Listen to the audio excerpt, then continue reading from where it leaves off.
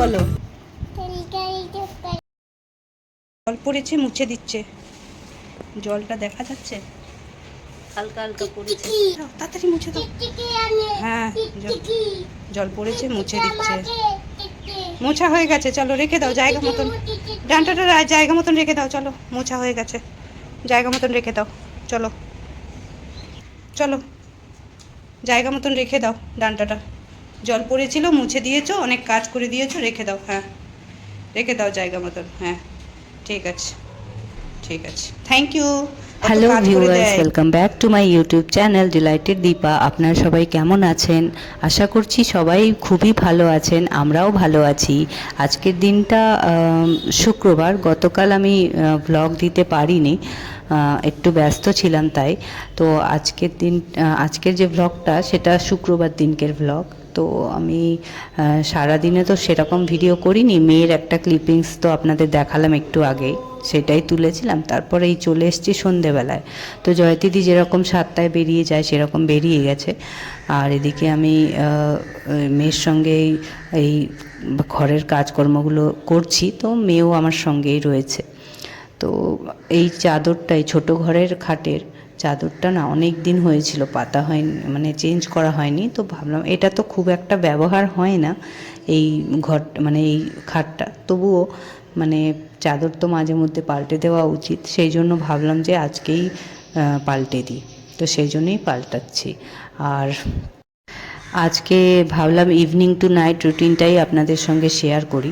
সব কিছু হয়তো ভিডিওতে ক্যাপচার করতে পারবো না, তো তবুও অনেকটাই করে দিতে পারবো। তো সেই হিসেবেই আমার মানে আজকের ব্লগটা হচ্ছে, মানে ইভিনিং টু নাইট রুটিন টাইপের। তো এই তো সন্ধে দেওয়ার পর যখন জয়তিদি চলে যায়, তারপর আমি এই সারাদিন তো অফিসের কাজকর্ম ছিল, অনেকটাই ব্যস্ত ছিলাম, করতে পারিনি ব্লগ। তো এই এখন একটুখানি ফ্রি হয়ে এই ছোট ছোট কাজগুলো রয়েছে সেগুলো করছি। তো বিছানার চাদর বলুন, বালিশের ওয়ার সবই পাল্টে দিচ্ছি একসঙ্গে, দিয়ে আমি আবার অন্য কাজে ঢুকে পড়ব। তো এটা সেরে নিই। তো আজকে প্ল্যান আছে রাতের দিকে মোচা কেটে রাখবো। তো মোচাটা অ্যাকচুয়ালি কি বলুন তো, ওই মঙ্গলবার, শনিবার আর বৃহস্পতিবার নাকি শুনেছি কাটতে নেই। তো সেই কারণে আজকে যেহেতু শুক্রবার, ভাবলাম আজকে কেটে রেখে দিই, আগামীকাল করব। তো সেই জন্য রাতে আমার হাজব্যান্ড ফিরে আসলে ওই হাজব্যান্ড ও ছাড়িয়ে দেয় আর আমি মোচাটা কাটি। তো প্ল্যান আছে ও এলে আমরা দুজনেই মোচাটা কাটবো। তার আগে আমার রান্নাবান্নাও সেরে রাখতে হবে। তো লাইন দিয়ে অনেকগুলো কাজের লিস্ট আছে। আর এদিকে গতকাল তো বৃহস্পতিবার ছিল, যে কারণে ঠাকুরের যে কয়েকটা কাপড় তলায় যে পাতি সেগুলো পাল্টে দিই। তো সেই কাপড়গুলো যেগুলো বেরিয়েছে আর কি, সেগুলোকে ধুয়ে দিয়েছিলাম। ধুয়ে আমি এই ঠাকুরেরই আসনের পাশের জানলাটায় মেলে দিই। তো এইখানটায় দেখলাম শুকিয়ে গেছে, তো সেগুলোকে ভাঁজ করে আমি ঠাকুরের যেখানে কাপড় রাখি সেখানেই গুছিয়ে আবার রেখে দেব। শুকিয়ে যাওয়ার পর এখন আমি এগুলো ভাঁজ করে রেখে দিচ্ছি। তো এই যে ব্যাগটা দেখছেন, এটা ঠাকুরের কাপড়েরই ব্যাগ, মানে ঠাকুরের জন্য যেই সমস্ত কাপড়গুলো আমি কালেক্ট করি সেগুলোই এই ব্যাগের মধ্যেই রেখে দিই ভাঁজ করে। দেখি তো মুক্তা, বিছানা পেতেছি নতুন, তাই শুতে চাইছে। নতুন বিছানা পাতলেই এরকম করে ম্যাডাম। তো একটু পরেই আবার আমার খিদে পেয়ে গেছিলো, তো ভাবলাম সন্ধ্যের কিছু স্ন্যাক্স রেডি করে নিই। তো আজকে যেহেতু শুক্রবার নিরামিষ খাই আমরা, তো আজকে তো ডিম টোস্ট করা যাবে না, তো সেই কারণে ভাবলাম যে বাটার টোস্ট করে নিই। তো বাটার দিয়ে হালকা চিনি দিয়ে বাটারটাকে এভাবে টোস্ট করে নিয়ে তারপর খাবো। তো এইখানে আমার আসলে খিদে পেয়ে যায়, যখন খিদে পায় তখন থাকতে পারি না, সেই জন্য যাই হোক বাড়িতে কিছু একটা করে হলেও আমি খেয়ে নিই। তো সেই জন্য খেয়ে নিচ্ছি। আর আশা করছি আজকের মোচা কাটার ব্লগটা আপনাদের ভালো লাগবে।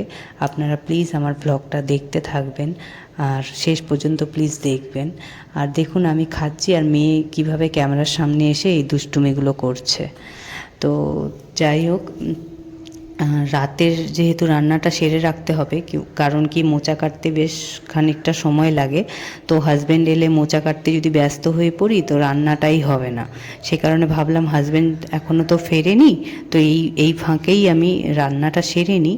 রান্নাটা সেরে নিলে কি হবে, আমি ফ্রি হয়ে যাব রান্নার দিক থেকে। তারপর হাজব্যান্ডের সঙ্গে বসে আমি মোচা কাটতে পারবো, প্লাস অন্যান্য কাজও করব, মেয়েকেও ঘুম পাড়াতে হবে খাইয়ে। তো সেই কারণে তো আজকে রান্নার বিশেষ কিছু হচ্ছে না, নর্মাল আপনার ঝিঙের তরকারি করছি নিরামিষ করে, আর রুটি হবে। তো রুটির জায়গা আমার হাজব্যান্ড যদি বলে যে পরোটা খাবে তাহলে পরোটা করে দেবো।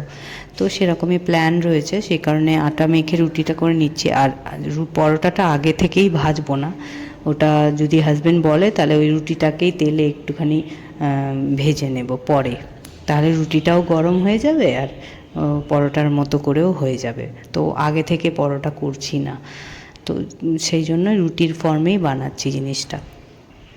তো এই রান্নাবান্না হয়ে যাওয়ার সময়, মানে রান্না যখন করছি তখন আমার মেয়ে একা একাই খেলা করছে।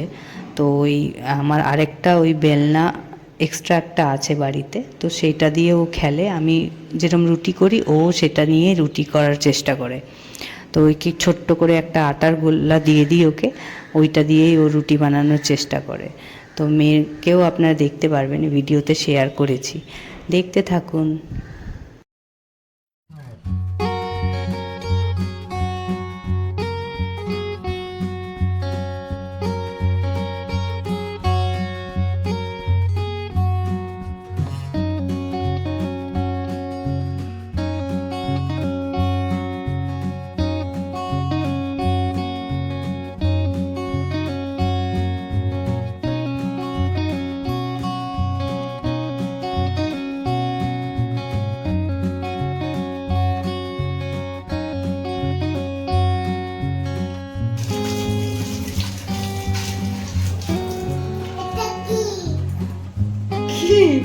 আটা ফেলেছো আর কি?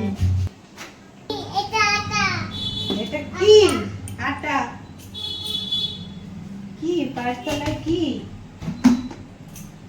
কি পায়ের তলায় আটা লেগেছে? আটা লেগেছে।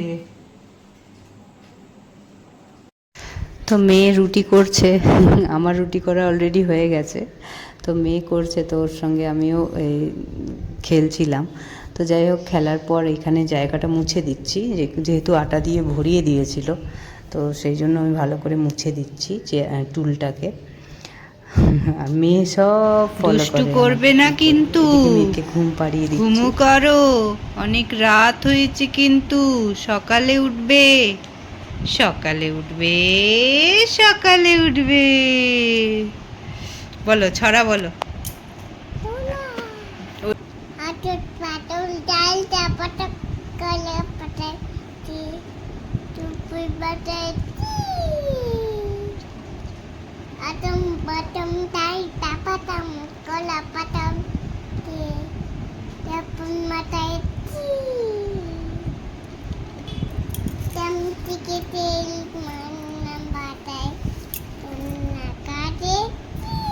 হাততালি। 1 2 3 4 টুইঙ্কল টুইঙ্কল বলো।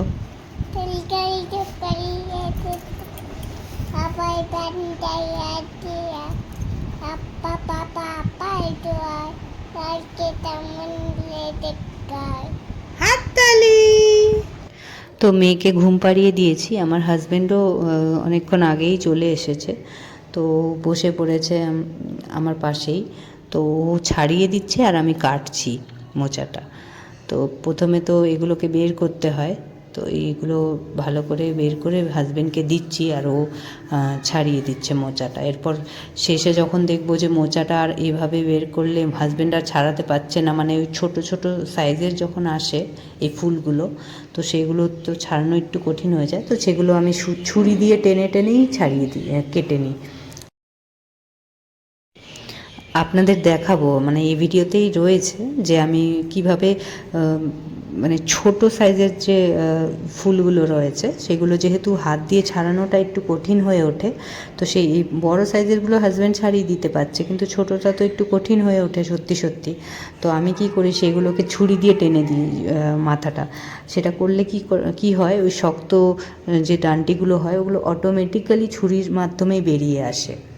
তো সেটা আপনারা দেখতে পারবেন এই ভিডিওতেই আমি কীভাবে কাটি। এই মোচা তো সবাই কাটতে পারে, কিন্তু আমি শিখেছি অ্যাকচুয়ালি ইউটিউবের সাহায্যতেই। মানে আমি আগে পারতাম না, তো ইউটিউব দেখেই শিখেছি। তো সেই এখন আর আমাকে শেখাতেও হয় না, মানে নিজে থেকেই আমি করে নিতে পারি। তো এবার এই দেখুন কিভাবে টেনে নিলাম আর ডান্টাগুলো অলরেডি বেরিয়ে এসছে। তো এইগুলো ছোটো সাইজের যে ফুলগুলো হয় সেগুলোকে এইভাবে আমি শর্টকাটে কাটি। আর এদিকে আমাদের ডিনারও হয়েই গেছে। তো ডিনার হয়ে যাওয়ার পর আমাদের অলরেডি এখন শোয়ার সময়। তো বাসনপত্রগুলো মেজে ঘষে রেখে দেবো, রান্নাঘরটা ক্লিন করে নেব, জানলা দরজাগুলো দিয়ে দেব, দিয়ে আমরা রেস্ট নিতে যাব এবার। হ্যালো, তো এই তো খাওয়া দাওয়া কাজকর্ম সব হয়ে গেল, রান্নাঘরের বাসনপত্র সব মেজে ঘষে রেখে দিলাম, আর আমরাও খেয়ে নিয়েছি। মেয়েও ঘুমিয়ে পড়েছে, মেয়েকে ঘুম পাড়িয়ে দিয়েছিলাম। আর মানে ভীষণ টায়ার্ড লাগছে, ভীষণ টায়ার্ড, চোখটা লাল হয়ে গেছে, আপনারা বুঝতে পারছেন কিনা জানি না।